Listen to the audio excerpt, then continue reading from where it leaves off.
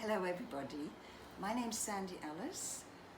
I'm an FGA and I'm the producer and editor of the Hope series, which is a series of 3 volumes all about the heroic and triumphant stories of the Ex-TFI community.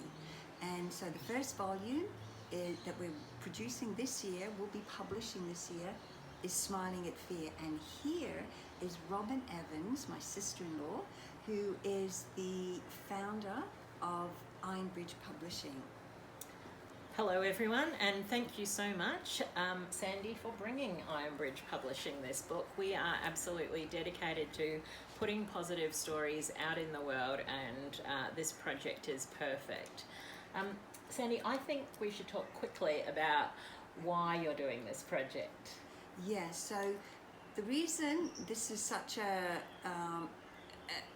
I'm so enthusiastic about this project is because there are so many brilliant stories to be told by the Ex-TFI member community about how we've all overcome so much serious trauma, life-threatening situations, very traumatic ordeals, and yet, you know, in all big ways and little ways, in numerous ways, we have survived and thrived and prospered and managed and still live and still breathe.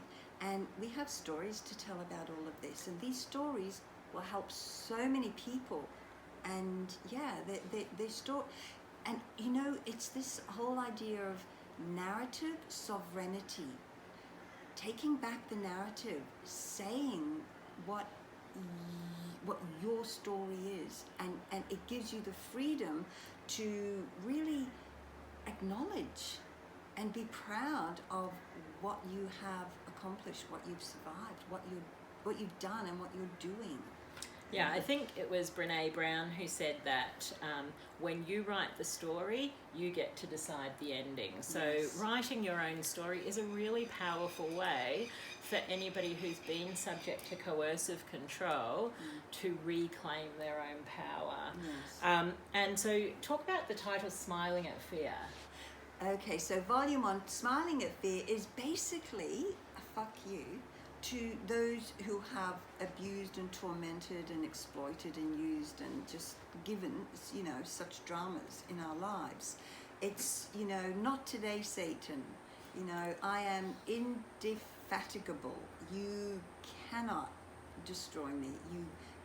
So that's what it is, smiling at fear, like, I ate monsters for breakfast. I think one of the things you've said to me is that you want this book to give people confidence in their heroic self, the unseen acts of everyday heroism that it takes to keep going when you've experienced unspeakable traumas. Yes. Now we need to get on with what they actually need to do, Exactly, don't we we? So we want you to write 5,000 words, which is about 10 pages of A4.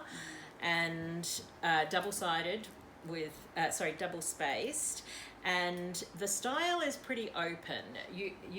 We've said non-fiction, but you can do creative non-fiction. Is that right? Yes, just whatever you find yourself writing, and writing is a very creative process. You know, you don't have to worry about your spelling, you don't have to worry about grammar, you don't have to try and edit. They are all technical aspects, but writing is a creative process. Allow your creative self to write and tell your story, and you know, and any feelings of worry or, you know, discouragement, or I can't do this, it's too hard, or it's wrong, just hold space, you know, for that part of yourself, and just keep writing every day. Just write, just keep writing. We're here for you. We will support you. And we want you to submit your stories by the 17th of April of this year, with a view to the book coming out ahead of Christmas. So that'll give us plenty of time to work with you on making sure that the story is absolutely grammatically perfect. So don't worry about grammar in the first time. Just worry about getting the story down. What I say to my story coaching clients is just get a piece of paper and just write.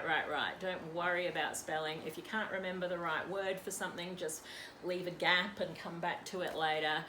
just write is the key instruction. You can do this.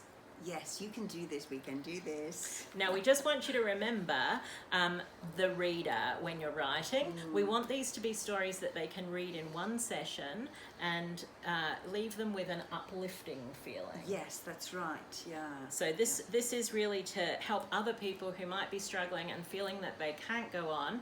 This is to help them go on. So that's the one thing to keep in mind when you are writing. That's right. Thanks, Robyn. Thanks, Sandy.